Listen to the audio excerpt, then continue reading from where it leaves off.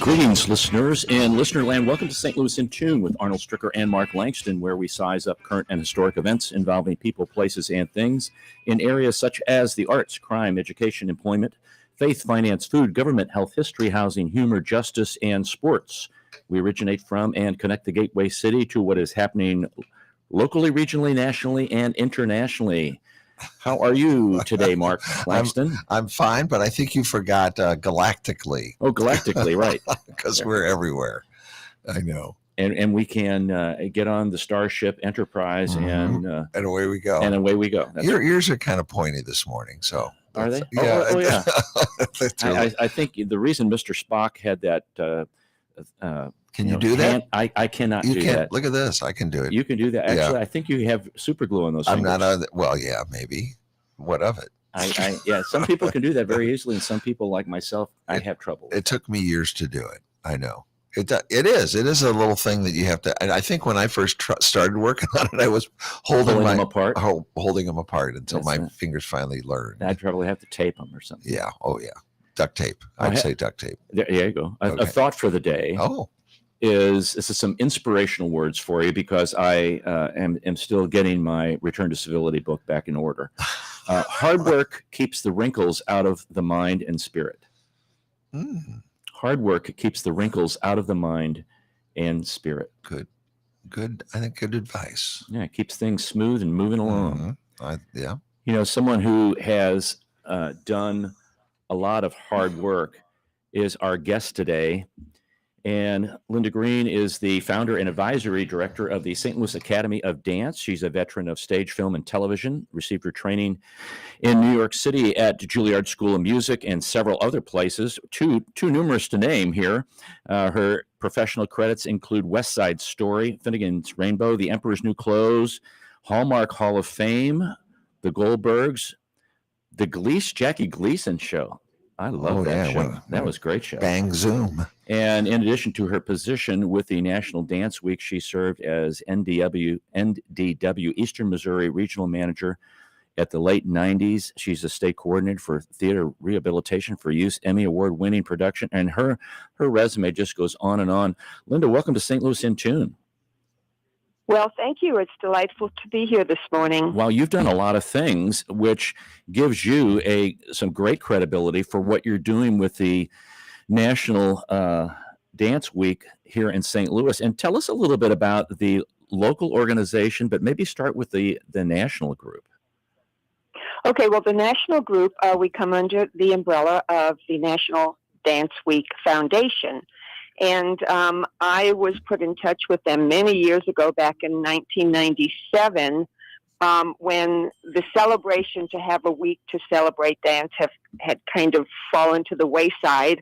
And I spoke with some people involved with the foundation, and they, at the time, asked me if I'd put on just some little something to do with dance here in St. Louis. And that's where it all began. And we've continued with it year after year, and here we are in 2023 having our 24th celebration coming up on Saturday. So it's really evolved, and it's an exciting event. And that event, folks, is going to take place Saturday, April 22nd. It's from 12 p.m. to 5 p.m., and that's at Washington and Grand, kind of in that triangular section there. Is that where that's going to take place? Yes, correct. That's where Strauss Park is on one side and the Third Baptist Church on the other, and we have the street closed off. It's very visible to see if you're down in the area. We have a wonderful professional stage set up, and there are chairs for people to have a seat or stand around and be entertained for however long they want to stay, and it could be as long as 5 hours. So, and it is free to the public. Now, describe to people who have not been there before, what they will expect, because you didn't do this during pandemic, correct? Correct, but we did. Yes, we were down for 2 years of the pandemic, and we did come back last April. So that was an exciting time to be back. And what they can expect is it's a great big celebration of dance. It's a very, outdoor, comfortable atmosphere. People can stroll around the Grand Center area and they can come and, be by the stage and be entertained. We have 50 dance companies performing throughout the day. And one thing they can definitely expect is to have a diversity in the culture of dancers that are presented. We have ballet, tap, jazz, African fusion, Indian dance, Middle Eastern dance. We have all of the professional dance companies performing throughout the day. We have a number of the university dance companies and the dance studio companies. So it's a wonderful day to come and stay as long as you want, or stay a little while, take a walk, come back. It's very informal for the audience. There will be a couple of food trucks on site. And it's just a great big day to celebrate dance and entertain the public.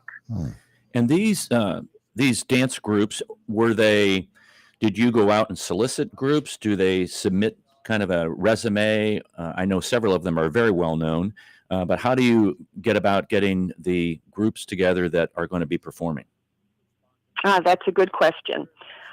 Well, our number of groups participating has just grown drastically. I mean, when I started in 1997 at Union Station, I think we had about 6 or 7 companies. It was just maybe a little hour of entertainment. Of course, it's grown to 50, but at this point, the companies, they want to come back year after year. We have repeat companies that they're calling me, like last summer, asking me, what's the date going to be? We want to block it off on our calendar so we can perform.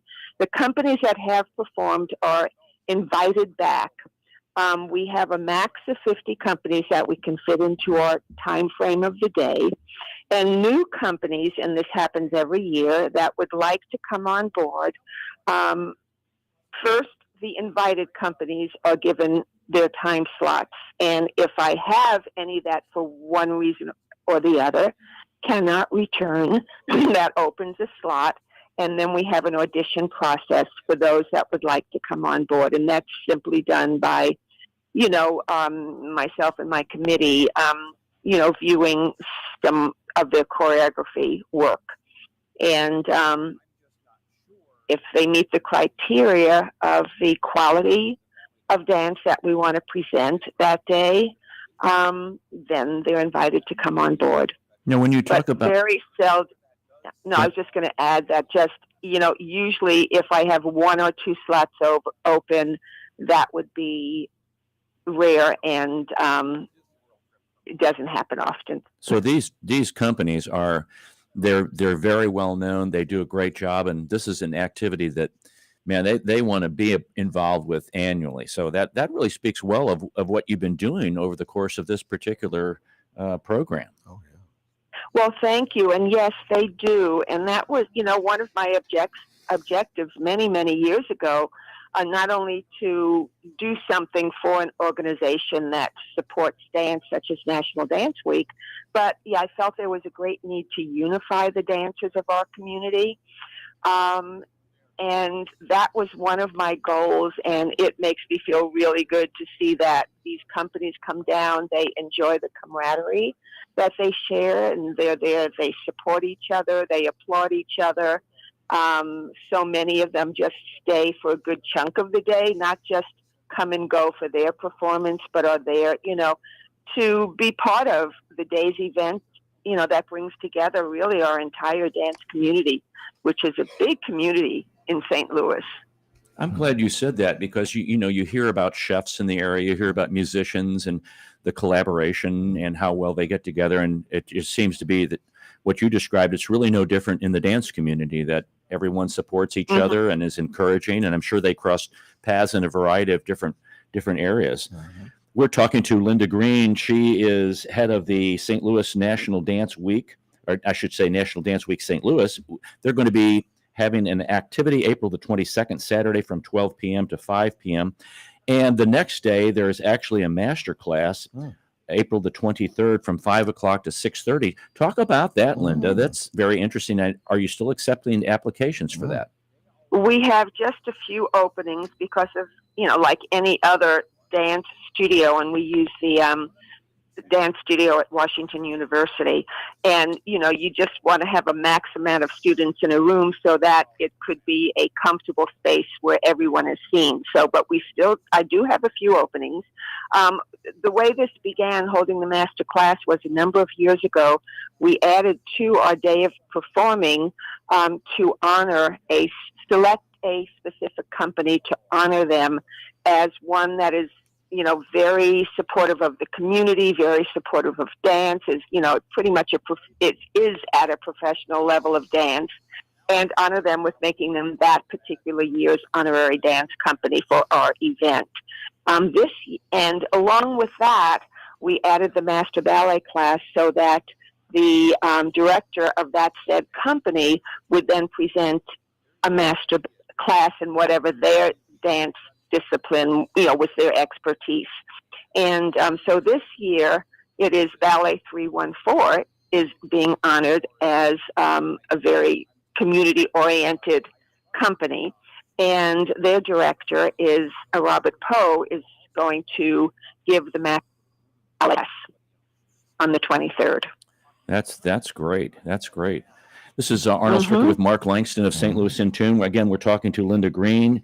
She is chair of the National Dance Week St. Louis. And folks, if you want some information, go to nationaldanceweekstl.com, nationaldanceweekstl.com. You can get a schedule on there. I was looking at that schedule, Linda, and when you talk about dance companies or dance troupes, or I'm trying to get the exact wording on that, what's the largest one? And what is the smallest one? I saw something where there's two individuals. How big is the biggest one? And when does a troupe become like something else? Or is there different levels of that? I'm not very versed in the dance terminology. Right, the troupe becomes. Well, that's okay. Right. That's also a good question. Actually, our smallest one is, I believe I know I have two solos. Oh. And that is one of the soloists is one of the finalists, that dancer that placed as a finalist in the Fox Foundation's Teen Talent Competition, which was just held a few days ago. Right. So they have participated in our event for years too. And so by audition process, I select one of the finalists. So that is this solo. And then I have one other solo, and it is an Indian dancer that is presenting a solo. So that's our smallest, and that's usually we might have one or two solos, and they're always by audition process. The largest group, I will tell you, is the St. Louis Academy of Dance Pizzazz Performers. And they are bringing down, off the top of my head, it was a staggering amount. I think they're bringing down close to 40 dancers to perform. Holy smokes. So that, and then of course everything else is everything in between. We have some smaller groups that are maybe trios, 3, 4, maybe 5 dancers, and then I have a few. I can't remember which one right now, but there's another company that's bringing down. There are about 25 dancers in the group. So, and that also is, a nice diversity of the day. You can watch a solo and then see 40 some odd dancers, perform next. Yeah. Yeah. Any tap dancers in there? Yes, we do. I have quite a few tap dance companies this year. I know that Tommy Wasiuta, who is well known in the St. Louis dance community, Tommy has performed with us. He's a professional tap dancer, and he performs with his partner who plays the sax. That's his music accompaniment, and together they're fantastic. And he moved to New York City last year, but he contacted me a few months ago and said, "Hey, I'm going to be in town. Can I perform?" So Tommy's tap, and then we have the Missouri River Cloggers, which of course do they're clogging tap. So right. and a few others in between. Yeah. Oh, that sounds like so much fun. It really It does. is. Please come down. Please come down. Oh yeah. All the different types of dance that I'm just amazed. I'm so glad you're going into all the different kinds, that are there. Yeah. Because Well, that was also like one of my goals was to have, a multicultural, diversified dance program, which where else can you really see that? Because Nowhere. when people go to see dance, you're really going to see one genre, Correct. either a ballet company is is in concert or a modern company. So yeah, this opens up the whole arena for people to come and really at the same time be entertained and educated on dance. I think it's fantastic. I think it's wonderful. It's fantastic. Thank you for doing all this work on this. It must be quite an undertaking, but it is. But I do. But as you know, when you love what you do, it doesn't feel like work. So this is something. It is a lot of work, but I love it. A labor of it's love. Really a different facet that St. Louis has that I'm sure a lot of people are not aware of. Yeah. Right. Now this question is kind of two-pronged, and you kind of led me to it. I think the presumption is that there always is an accompaniment when dancers dance, right? But that may not be the case, and I want you to kind of correct that or elaborate on that. And then the second part of that question is, how long are these particular dances? Because I see like maybe 10 people will be performing in an hour. Are they performing all at the same time? Do they have like 6 minutes or 5 minutes or 3 minutes or so there you go. I'll lay that out there for you. Okay. I'll start with the first part, the music accompaniment to dance. I would say that probably 95% of the time dance has some type of music as an accompaniment. Really, I'm trying to think. We don't have every single piece that is being performed at National Dance Week. All 50 performances are all accompanied by music. A couple of them are live music. For instance, Beyond Measure Dance Theater is an African fusion company, and they will have drummers. They bring their own drummers. So on the stage, that's what that will be. As I had mentioned, Tommy Wasiuda, he has a live sax player accompanying him. So those are a few scattered throughout. There might be one or two others.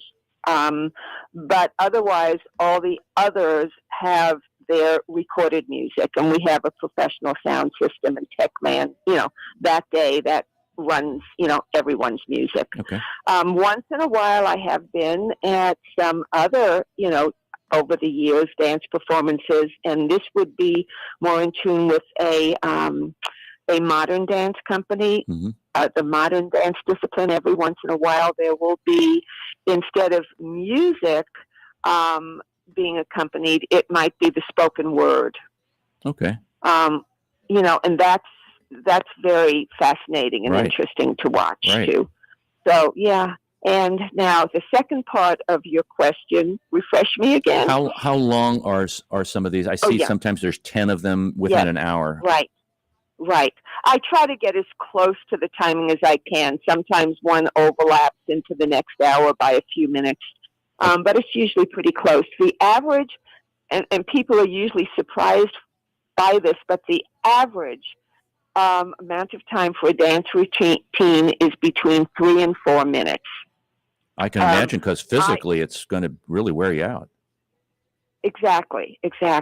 And that's average. And, but so I give, having the 50 companies, everyone, I was told their max time on the stage is 5 minutes. But usually most of the routines are between 3 and 4. They can go 5. And I also allow them to know if they have a piece that they want to present that, let's say, might be 6 minutes or even possibly 7 minutes, then we have a discussion about it. I review the piece, I talk to them about it, and then we decide if making it shorter affects the integrity of the choreography in a negative way. We don't want to do that. So then some of those exceptions are made if it's necessary for the quality of the piece being presented. That makes sense. Yeah. Now, I really have to ask this question. What was it like performing on the Jackie Gleason show? I remember watching Oh my that God. show. I bet it was a gas because We have Jackie to- Gleason seemed to be this just Hey, Alice. hilarious guy. Mark and I, Bang, zoom. Yeah. We're going to the moon, Alice. Yeah. So- Norton. Send Norton to the moon. Norton. Yeah, Norton. Yeah, that was. That's right. That was such fun days. What did you? Of course, I was young. What did you play on it? I can't. I'm trying. I was a kid, and I mean, I think I was probably about 10 years old, something like that. I Okay. mean, that was my life. Show business. I thought Sure. everyone in the world, did performances. Oh yeah. Anyway, but it's like what I remember about him is that like this really jolly guy, like a jolly Santa Claus kind of personality, and like he was always on. Like I remember when they weren't. Well, it was live, of course, but when we weren't on the air, he was still just making everyone laugh. That I do remember. He just would give me the giggles, and very, very sweet. He was he was very, very kind to everybody, no matter what their participation was. That's He interesting. seemed to always care. How did you get into the business? Oh my gosh. I guess I would have to say I had a quote show business mom in a wonderful way. My mother was always involved in music and dance and loved theater. And I think she just, kind of segued that into having a child that, she gave dancing lessons to and singing lessons. She had her own dance studio. Okay. And that, so it began before I can't say when it did. I just knew that was life, so. And do you have a favorite kind of dance that you have performed? I know there's such a variety. Do you have a favorite that you enjoy? There is a variety, but I always felt like my love was, the true love was ballet. And then jazz is a close runner-up. And, I mainly did ballet, tap, and jazz. Those were my strengths. And I still love them all. But if I had to say if I could only go to one more concert, Right. and be told that's it, I would want to go to a ballet concert. Now, I ask this question all the time to artists in the literary arts or in the performing arts or a musical or however it is, that I want you to speak to someone, Linda, who is considering, maybe they're growing up and they're taking dance lessons and maybe they have this strong desire to be a performer or get some more training and maybe go into show business or do what you have done. What advice do you give them? Well, that's a question that's not a new one for me. And I love that question because, I ran the dance studio here in St. Louis for almost 40 years. And so that was a question that was part of, mentoring young people that really had the passion and the talent, for dance. And when we'd have that discussion, my advice was always, and still would be today, stick with your passion, go to college first, but do not think you don't need that degree in dance unless you want to teach in, a college or in school. But if you want to be a performer, you don't need that degree in dance, but get your degree in something else because there really are no guarantees. It is such a highly competitive, any facet of show business, is so highly, highly competitive, and you might be the best, and you might have red hair instead of blonde hair. It could be any reason in the world to not get that job, and have something solid to fall back on is my advice.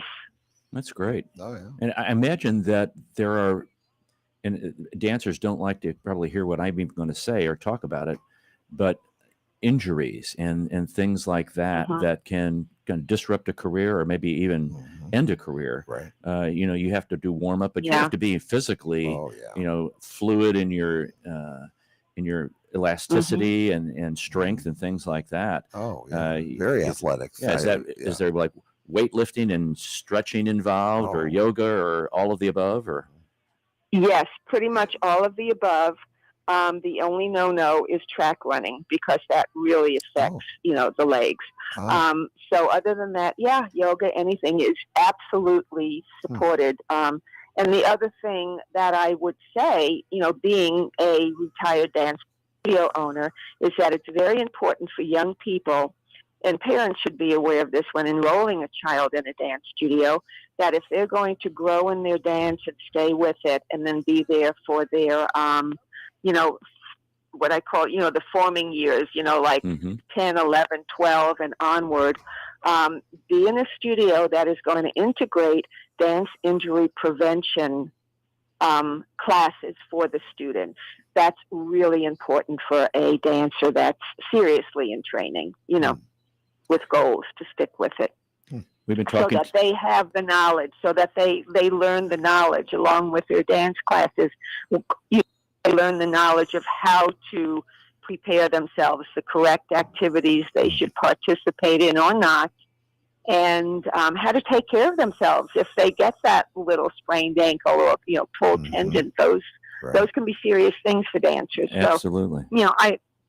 So I've always been a strong proponent for know your own body and how to keep it safe. We've been talking to Linda Green. She is chairing up the National Dance Week St. Louis, which is going to take place April the 22nd, Saturday from 12 p.m. to 5 p.m. down at Grand and Washington. Folks, you need to go. It's a free activity. Linda, thanks very much for taking time out of your day to talk to us about this upcoming event. Thank you so much. I appreciated the time with you. It was most enjoyable. Thank you. Take care. Bye-bye. Bye, Linda. Oh, that's great. Oh, how fun. Great activity. I'm going to give that website, nationaldanceweekstl.com, nationaldanceweekstl.com. We'll be right back for our next segment of the show. You're listening to St. Louis in Tune with Arnold Stricker and Mark Langston on the U.S. Radio Network.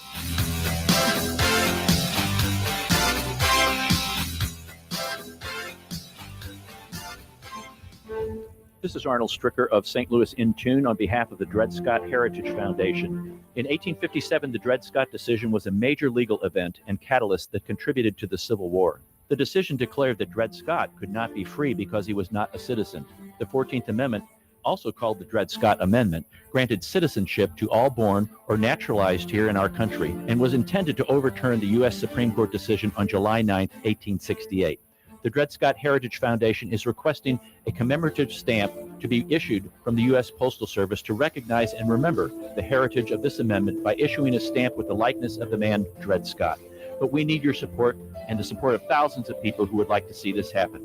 To achieve this goal, we ask you to download, sign, and share the one-page petition with others. To find the petition, please go to dredscottlives.org and click on the Dred Scott Petition Drive on the right side of the page.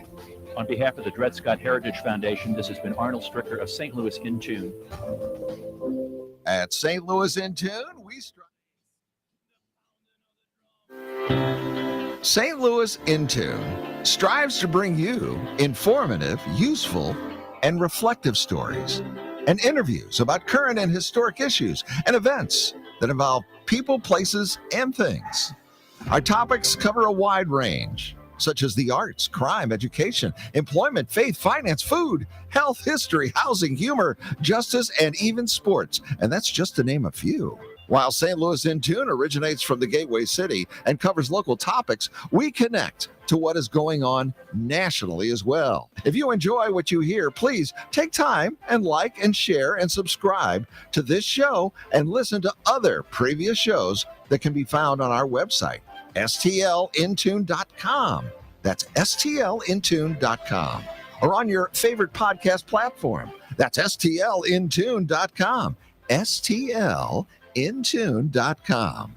And if you've got an idea that you'd like for us to examine a little deeper, let us know by dropping us a note at stlintune@gmail.com. That's stlintune@gmail.com.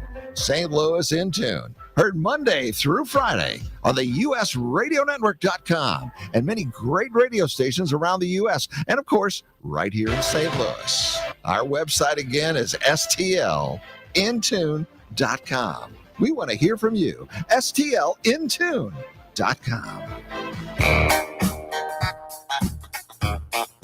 Very superstitious.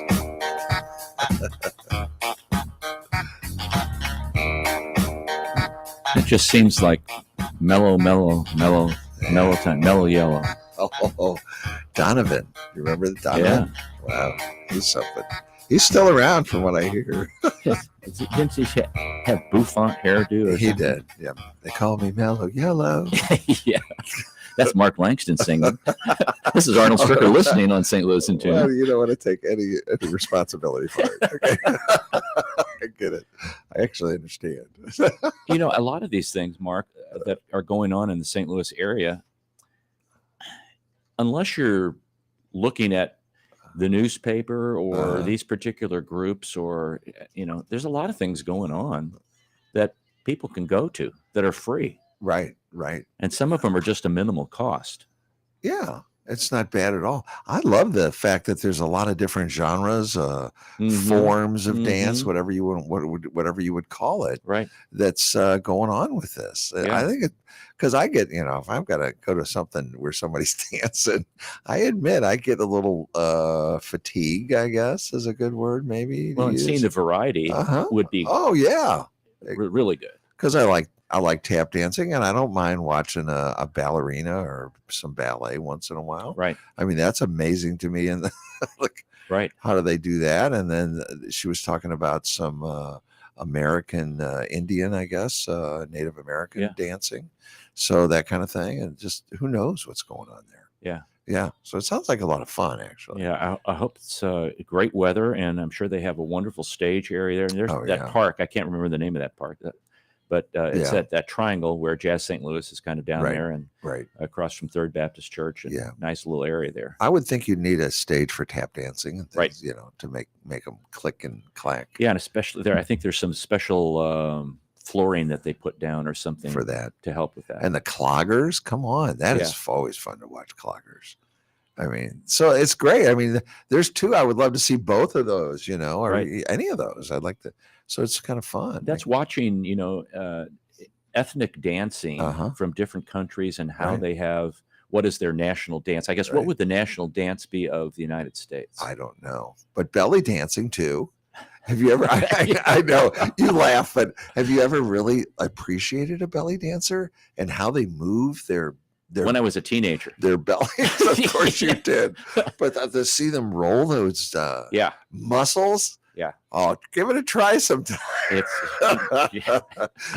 Might throw my hip and out then or something. And get the hip going and all the jiggling things on their hips. Well, that's I think all part of that. You get that the bangles and the things that shake.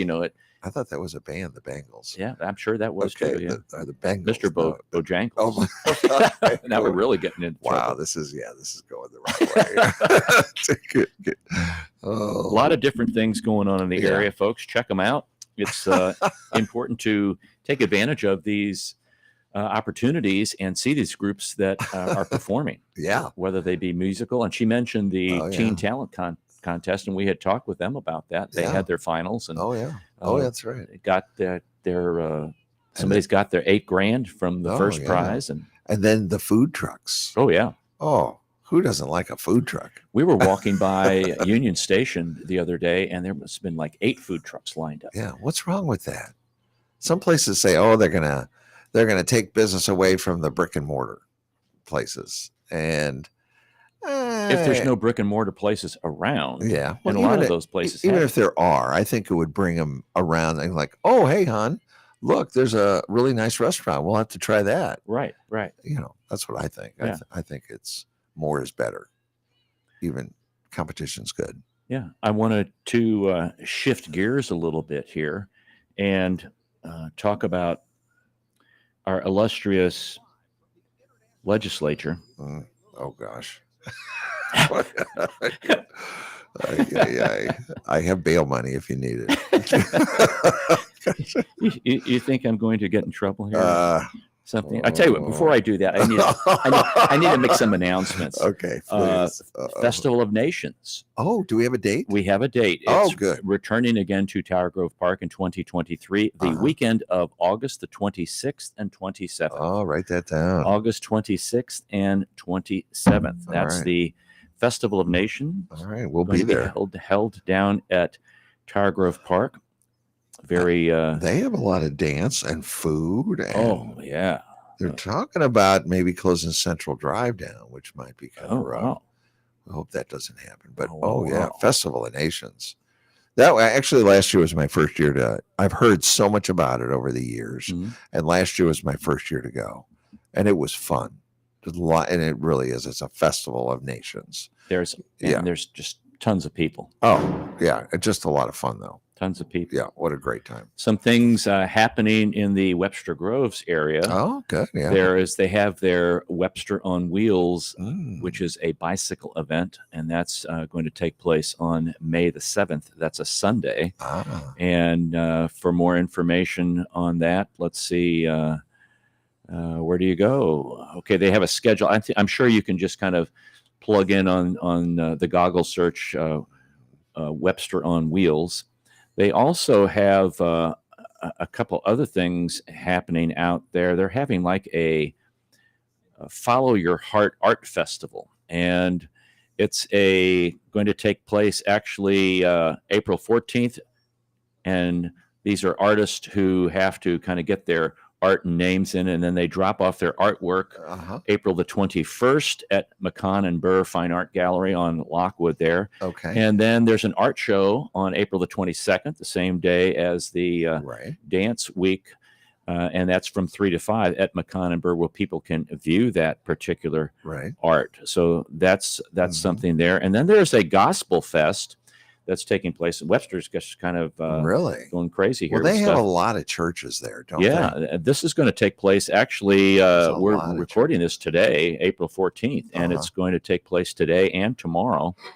And that is, and then there's like, I'm just going to read this to you. There's a concert that's open to everyone on Sunday the 23rd. That's a free and open to the entire community. And if you want to participate in that, you can go to just plug in Gospel Fest, Webster Groves, and I'm sure you'll find the information to get to that. So lots of things going on in the area. It's nice to know that you can, maybe walk somewhere or get in the car for a little bit or get on public transportation and go a little ways, go to a free event, maybe go to pay a little bit, enjoy some great food, watch some great activities, and be a part of what's going on in St. Louis. But it's that time of year now. Now we're starting to get warmer weather. Yeah. I shouldn't talk about rain though, but we have not had the rain. I think, April showers bring Mayflowers. I say it now and that's it. It's over. What do the Mayflowers bring? I don't know. Pilgrims. Oh, do they? Okay. They bring pilgrims? What did the pilgrims want the flowers for? I thought they wanted turkeys. I thought pilgrims wanted turkeys. And didn't they come around November? I got this all wrong. We'll have to do our people probably think I'm right. There's probably people out there going, yeah, Mark's right. I thought Mark was right. They came right at that time and just got off the ship and had their Thanksgiving meal. And they had flowers, flowers for the table, I guess. Lordy. While we're laughing, let's get into the legislature because it will keep me laughing. Oh my. I've been trying to avoid it. All right. So I just grabbed some headlines from it hurts. It hurts from February on. It hurts. And some of the things they're doing. I'm just going to read some lines. Missouri's Republican-led House on Wednesday voted against banning minors from openly carrying firearms on public land without adult supervision. The proposal to ban children from carrying firearms without adult supervision in public failed by a 104 to 39 vote. Only one Republican voted in support of it. Wow. In 2017, Missouri lawmakers repealed concealed carry requirements in most situations, which has led to 8-year-olds, walking around down the middle of the street. I want to read this. This is Democrat Representative Donna Behringer said police in her district asked for the change to stop 14-year-olds walking down the middle of the street in the city of St. Louis carrying AR-15s. Now they have been emboldened and they are walking around with them, Behringer said, until they actually brandish them with intent. Our police officers hands are handcuffed. Unbelievable. So then there's Republican Representative Lane Roberts, a former Joplin, Missouri police chief and state public safety director, initially included the restrictions on children possessing guns in a broader crime bill, which the House voted to give initial approval to late Wednesday. But lawmakers on a House committee that Roberts leads stripped the provision on guns last week. Now that was in February, folks. Okay. Can I opine? Yeah, actually, absolutely. First of all, you can't drive a car till you're 16. Right. You can't vote till you're 18. Right. How about buying cigarettes or alcohol? You can't rent a car until you're what, 25, 21, 25. I thought it was 25. Yeah. But you can carry a gun like that when you're 8 years old, as long as you're not branded. What? I just don't get it. And I understand the right to carry and bear arms and all that stuff. I mean, there's discussion in there too, but Arnold, we've talked about it before. Your frontal lobe and it's a fact, right? Your brain is not fully functioned. Executive function hasn't kicked in, won't kick in until like 25. I know. So what are they thinking? And I see no reason for an AR-15. I've shot them before, believe it or not, in scouts. We did it at a range, and we did it, but they're really a powerful weapon. Yes, they are. And I still don't understand the reason for them. But for crying out loud, if you're gonna have them, I on my side is like, don't let someone have it until they're at least 21. You know, I know there's been crimes committed by people that are sick, mentally ill after they're 21, but there's also been a lot of things going on with folks under 21 with really powerful weapons. I just don't get. I don't get it. I mean, I don't get. And I know, you take your kid out hunting and things like that, and they should be taught the proper way to handle a firearm. Well, and when we were growing up, 30-06, 30-30s for deer hunting and things like that they're pretty powerful too. 273s. Yeah, those are pretty darn strong too. Right, they are. Yeah. And you don't need a 223, a 5.56, or a 308 in an AR-15 or an M4 to walk down the street. No. There's just no. Come on. Where's the peaceful enjoyment of our society? Well, but let's listen to what Representative Tony Lavasco, a Republican from St. Louis suburb of O'Fallon, said. While it may be intuitive that a 14-year-old has no legitimate purpose, it doesn't actually mean that they're going to harm someone. We don't know that yet. Generally speaking, we don't charge people with crimes because we think they're going to hurt someone. Then I guess he should let the kid drive a car. Go buy alcohol. Do all the stuff that adults can do and see what happens. Why do they just take one subject and try to, I just don't understand.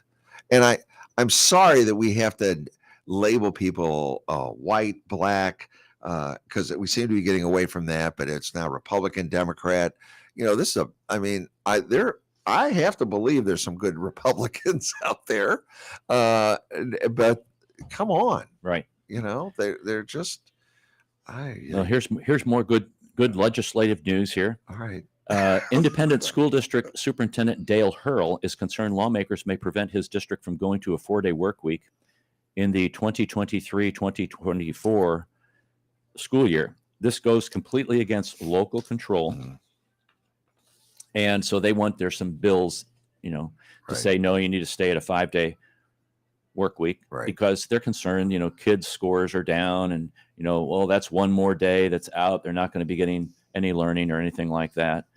Going back to some of the gun stuff, there was Republican Senator Lincoln Howe joined 2 Democrats on the General Laws Committee to vote no on Senate Bill 10, which would have blocked federal funding for red flag gun laws. Senator Howe said that there are already several pro-Second Amendment laws in the state. However, with Monday's school shooting in Nashville, Howe said this is not the time to ease gun regulations. You block federal funding for red flag gun laws. Okay. And here's some more. Republican and bill sponsor Bill Eigel said he has a right to protect the Second Amendment. So we want to let anybody have any gun anytime they want. That's kind of what he's saying.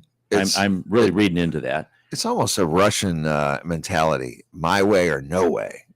Yeah, it is. He says red flag laws can restrict someone who has been ruled a threat to themselves or someone else from having a gun. They create a path for government to use the judicial branch to seize your firearms based on feedback that they may be getting from law enforcement or the local population that may or may not be evidence introduced in the court and without any conviction can be used to flag people for seizure of their firearms. Wow. He said, in my opinion, common sense gun owners in this state who are conservatives know that children are dying and believe that we need to do something about that. If I need to be a voice of reason in the state capitol, I'll continue to do that. He said lawmakers should implement security at schools. Okay. Yeah, I think they are. They're going to fortify doors and bulletproof glass. I don't know if that'll stop and have it. Police officers at every school, everywhere. Yeah, right. I mean, yeah. I've been to parent-teacher conferences where they complain about officers with guns in the hallways. Right. I mean, I understand that that concern, but I don't know how you get away from it. And I don't know. Okay. The one that gets me, the one that kills me, I don't know if you have it, and I probably don't have any of this right, but the legislature tried to ban a few books out of our libraries. And when the library said no, they withdrew funding to the libraries. Right. In Maplewood, they just voted to boost up and do a library tax to help the libraries because the state, and I understand the state legislature may have turned it around, but the fact that you would even, let's just talk about your right, your rights. I have a right to read whatever book I want to read. Right. You know, and maybe I want to read it so I want to understand the bad, the evil of the, whatever is in that book. I want to understand it so that I know what's going on. I mean, I guess we'll start burning books again. When you start censoring things, that's it. Where is the end point of that? I have a right to, if I have a right to bear arms, I have a right to read any book I want to read. Oh, but you're getting into why do they individual freedoms, and which is a great point. And at what point do you cherry picked? Yeah, right. Surgically, exactly. It's not. It's wrong. It's just wrong. And when I heard, I had to say, what? No, wait, you didn't just say that. That did not just go in my head that they withdrew funding to public libraries that refuse to take books off the shelves. Yeah, and Senate put it back in. Yeah. Eventually. What does that tell you about that we even went down that? Yeah, we even went down that road. Right. And from a group of individuals who are what I would say mainly are proponents of small government.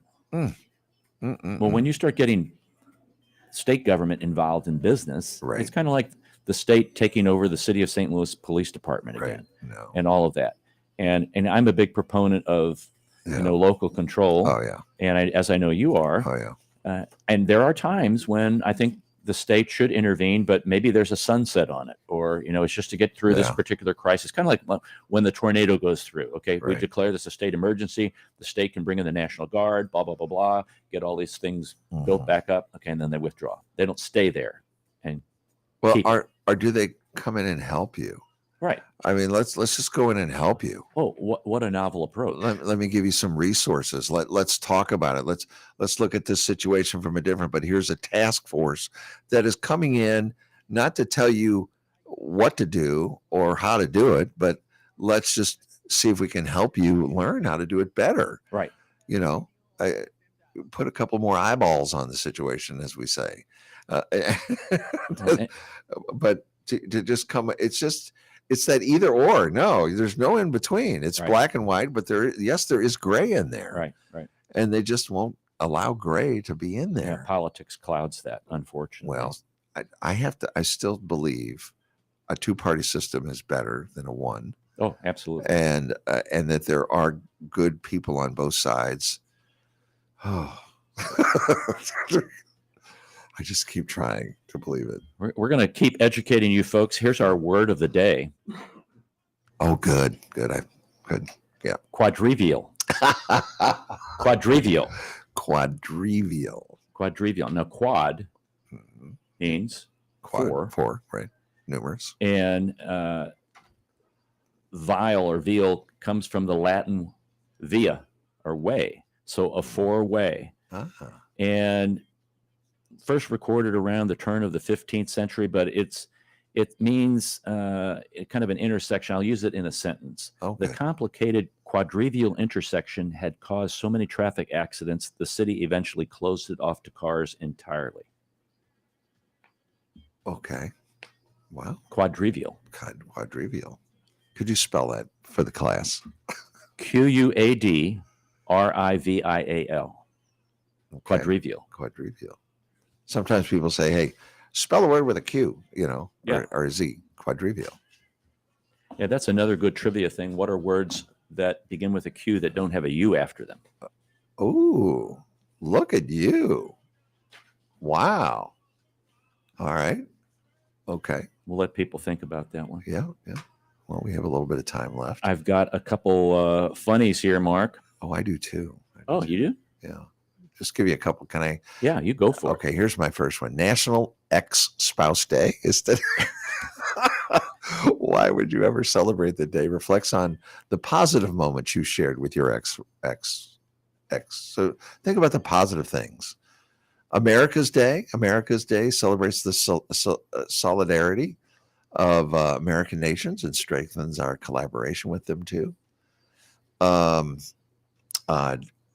Let's see. Oh, there's so many. Oh, International Moment of Laughter Day. Oh, I think we've been doing a lot of that. Yeah. Here's one of your favorites, National Dolphin Day. Flipper.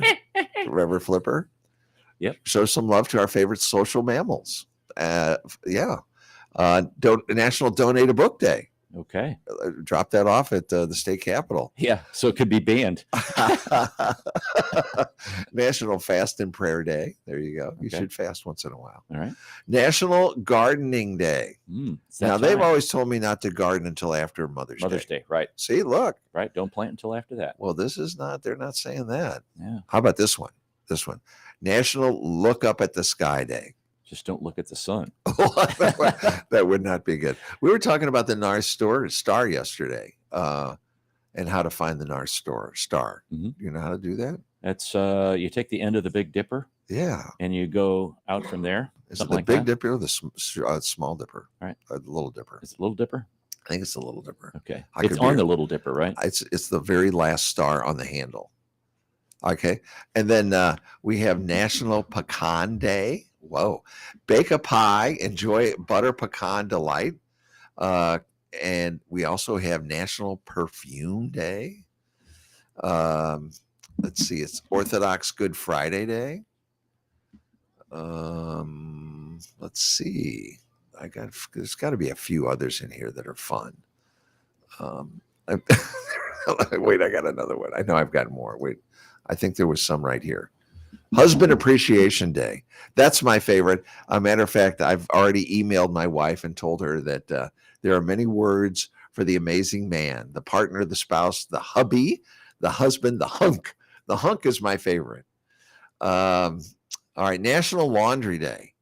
Think clean clothes, fresh sheets, and that special fresh laundry scent. Nothing like clean sheets.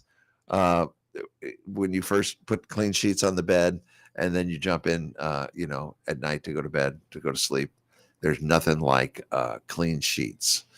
Jackie Robinson Day. Let's watch the 50s Dodger highlights as we gather to celebrate the great Jackie Robinson. Here's another good one for you. McDonald's Day. Yeah, it's time to go to McDonald's. Let's see. Glazed spiral ham day. Oh, I love ham. We had ham for Easter, and my favorite part is that we fry up ham in the morning after that for a couple of days. Oh yeah, we had lasagna. Lasagna for Easter dinner. Yeah. That's interesting. Made a new lasagna recipe. National Rubber Eraser Day. Why?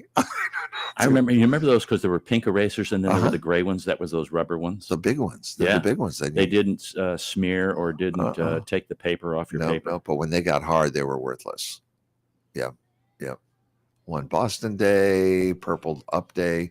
Purple Up Day is a special holiday that recognizes the contributions of military children. Mm-hmm. God love those kids.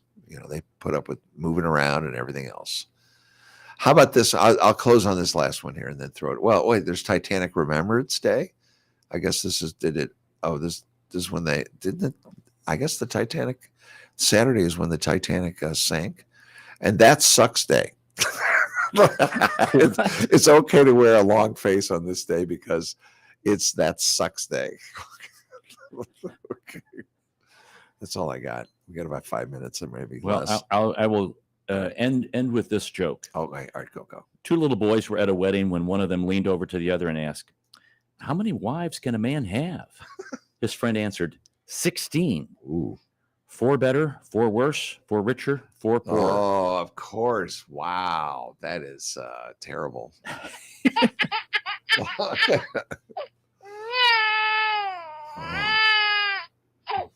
Well, and this will sound really bad, but okay. How to politely tell someone that they're stupid. we kind of talked about this yesterday. Let's hear this. I want to hear this. Wisdom has been chasing you, but you have always been faster. Yeah. Yeah. That works. I like that. And one last thing. If a person who named walkie-talkies named everything, stamps would be called licky stickies. Defibrillators would be called hardy starties. Bumblebees would be called fuzzy buzzies. A pregnancy test, maybe baby. A fork would be called a stabby grabby. Socks, feety heety. A hippo, a floaty bloaty. And a nightmare, a screamy dreamy. Yeah. Take a bow, would you please? Okay. All right, that's all for this hour, folks. Thanks for listening. Don't forget, when the Martians invade, there's only one race, the human race. And every one of us have different characteristics and is uniquely valuable. St. Louis in Tune is a production of Motif Media Group and the U.S. Radio Network. For St. Louis in Tune co-host Mark Langston and I'm Arnold Stricker. Remember to walk worthy and let your light shine.